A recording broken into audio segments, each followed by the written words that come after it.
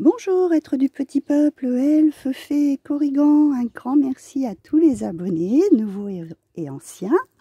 Je vous remercie énormément parce que la chaîne grandit de plus en plus. Merci pour vos likes, vos partages et commentaires. Surtout, même les nouveaux, n'hésitez surtout pas à laisser de commentaires, j'y répondrai avec un grand plaisir. Donc on se retrouve aujourd'hui avec la pleine lune rose du 23 avril. C'est un effet qui se produira entre minuit et demi et 1h du matin, donc si vous voulez le voir, c'est dû à des cristaux de glace, je crois, qui passent dans l'air au niveau de la pleine lune et qui donnent cet effet rose. Je crois qu'elle est aussi appelée la pleine lune des fraises, si je ne me trompe pas. Donc on va commencer tout de suite avec le petit oracle des messagers. Alors je vais essayer de vous le focaliser. Alors, ça nous parle de médiumnité. Parfois, les signes que tu reçois sont ceux des défunts. Peut-être n'en as-tu pas encore pris conscience. Si tu en as régulièrement, tu as la capacité de développer ta médiumnité. Et si tu souhaites mettre ce don au service des autres, sache que tu peux maintenant te lancer et confiance. Donc là, on nous parle donc des choses que vous ressentez, des signes que vous voyez, que souvent ce sont nos défunts qui nous transmettent. Moi, dernièrement, j'en ai reçu quelques-uns. Soyez à leur écoute, déjà parce que vous allez recevoir un message pour vous-même, hein, et puis après, selon comme vous le sentez, hein, en parler autour de vous ou voir avec des personnes à qui ça pourrait aussi aider. Donc, on va commencer avec la lunologie en action. Donc, à savoir qu'on on va sortir juste de cette pleine lune. Elle va passer de Balance en Scorpion très vite. Donc je vous ai mis en Scorpion, mais elle sera encore un tout petit peu en Balance. Donc cette situation de trouver notre équilibre en fait, hein. Et là, dans cet équilibre dont l'on sort, en rentrant dans ce Scorpion, c'est pour, il faut qu'on vous demande de respirer pour éliminer la tension. Donc c'est vrai que quand on essaye de trouver son équilibre, ça peut être compliqué. Qu'est-ce que je garde pas, etc. Donc il y a forcément des tensions, il y a forcément des choses qui sont à éliminer, d'accord, pour pouvoir retrouver son bien-être. Donc là, on vous demande vraiment de respirer des grands coups, hein, pour pouvoir éliminer ce qui ne va pas. Sachant que le Scorpion, c'est un signe très introspectif, parce qu'il fait remonter à la surface nos émotions, les choses qui sont un peu plus sombres, et c'est très intéressant parce on est très connecté en fait à l'intuition, hein. Donc c'est un des signes les plus qui perçoit les choses de l'autre côté. Il a cette part d'ombre en fait. Donc je trouve que ça tombe très bien. Donc 7 jours plus tard, nous serons dans le Capricorne qui nous dit de laisser le passé derrière vous. Donc c'est tout à fait ça. Comme on est en train d'éliminer cette tension, c'est-à-dire des choses du passé qui sont un petit peu lourdes, qu'on a un petit peu de pesantes, pour pouvoir tourner la page, pour pouvoir partir sur des nouveaux départs, hein, puisqu'on entame vraiment un nouveau cycle là, avec cette période de printemps, on met de nouvelles choses en action. Il faut savoir éliminer les choses du passé pour pouvoir avancer. Et donc 10 jours plus tard, nous serons donc en Poisson. Parlez moins, ressentez plus. Je crois que là, ça rejoint vraiment la médiumnité, hein, avoir ces ressentis. Et je ne sais pas si vous voyez, mais on est dans les mêmes couleurs, hein, dans des couleurs vert, du cœur. Vraiment, c'est cette couleur très douce pour pouvoir percevoir les choses, les ressentir. Et c'est vrai que là, on la voit, elle est en méditation, hein, donc de pouvoir se poser calmement afin de percevoir ces messages. Parce que si vous êtes dans un état de stress, hein, comme là, on vous dit d'éliminer les tensions, hein, dans la première, vous percevrez pas ces messages. Faut pas rêver, hein. Il n'y a pas de remède miracle, hein. Il faut déjà être bien soi-même, être bien aligné, D'ailleurs, je vous ai fait un petit post il y a quelques semaines avec l'arbre de vie, où il y a les chakras, où le fait d'être déjà bien enraciné, d'être bien là, présent, hein, permet que tous les chakras se remettent en action, hein, parce qu'il faut commencer par celui de la terre, en fait, hein, le racine.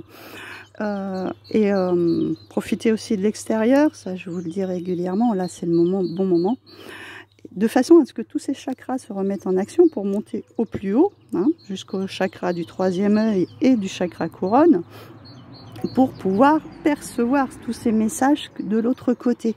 Ok. Alors ensuite, on va voir avec le spirit de la lune. Ah, ok. Nous avons l'éclipse solaire qui est ressortie. Donc, elle vient de se passer sur la dernière lune. Hein, d'accord. Et donc, on vous disait, ça se rejoint tout à fait.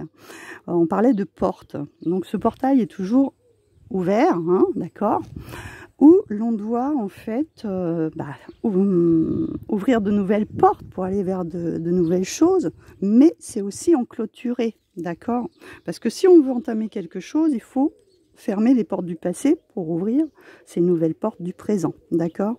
Donc on est toujours dans cette énergie de cette éclipse, il y a encore des effets, hein, comme on dit.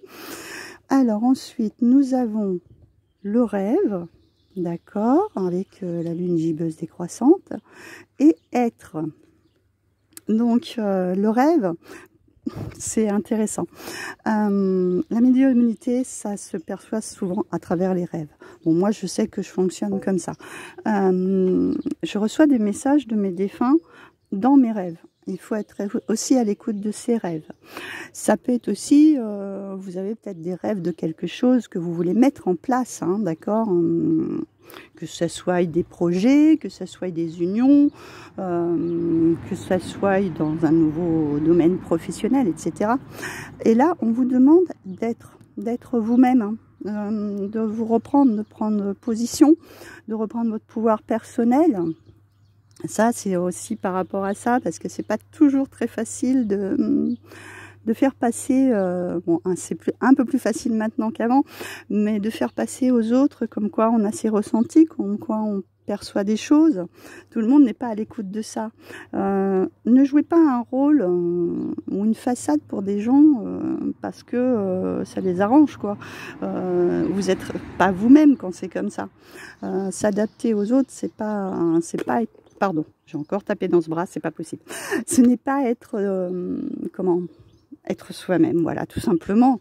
Soyez vous-même, on vous prend tel que vous êtes. Vous avez cette perception, et ben, ça plaît ou ça plaît pas, c'est pas grave. Je veux dire, il y en a qui le perçoivent comme un don, d'autres pas, mais je peux vous dire que personnellement, j'ai jamais été aussi bien que au moment où j'ai commencé à dire qui je suis, quoi.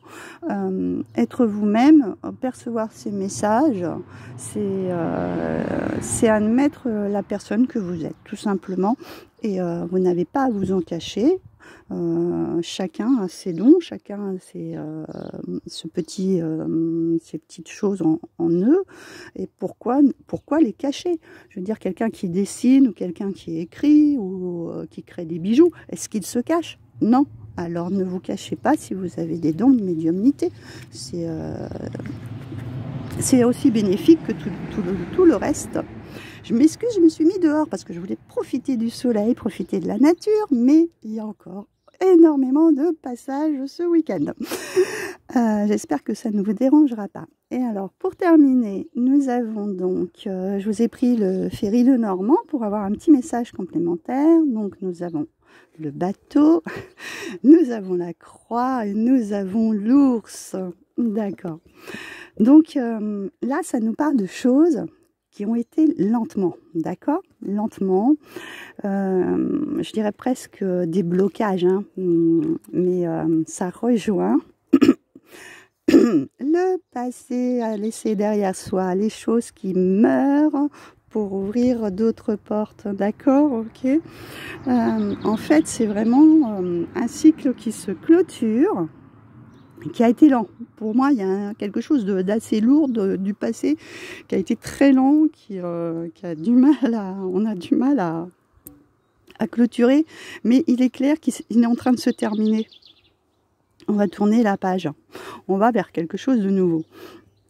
Et donc, il y a l'ours. Donc, l'ours, c'est cette force. C'est cette force de caractère, de reprendre confiance en soi, déjà, d'avoir franchi ces obstacles aussi, hein, de cette phase de votre vie, et d'aller de l'avant. C'est aussi le côté très maternel, hein, très protecteur, et c'est aussi dans l'aspect financier, c'est quelque chose où vous allez reprendre une stabilité, hein, quelque chose qui est, hein, l'ours, il est bien ancré, hein, il est bien là, sachant que, c'est ce que je vous dis, pour pouvoir appréhender les épreuves de la vie, voilà, les épreuves, les choses à traverser, hein.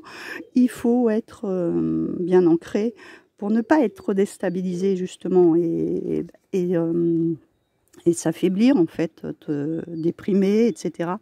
L'ancrage est vraiment très, très, très important. Donc là, ce qu'on nous demande, bah, c'est... Et ce que je revois d'autre aussi, c'est... je pense que j'ai un petit message personnel. Tiens, je viens de le voir à l'instant. C'est qu'on a cette connexion avec l'autre monde, d'accord? On a la croix, hein. Donc la connexion avec les liens familiaux, d'accord? Parce que ça représente la maman, hein, d'accord? L'ours, c'est aussi la maman. Donc c'est cette connexion avec l'autre monde. Pour moi, il y a vraiment, même si les choses se font lentement pour vous, parce que vous n'avez pas tout perçu jusqu'à présent, là, les choses se mettent en place petit à petit, mais pour un renouveau, d'accord? Donc voilà pour ces énergies de pleine lune rose. Ouvrez votre conscience, ouvrez votre esprit, soyez à l'écoute des messages, des signes. D'ailleurs, je vous ferai peut-être un petit post là-dessus dans le mode communauté, où je peux aussi vous remettre la vidéo ou un signe que j'ai faite il y a 1 an, parce que justement, j'ai un message de ma maman. Donc je vous souhaite une très bonne pleine lune rose et je vous redis à très bientôt.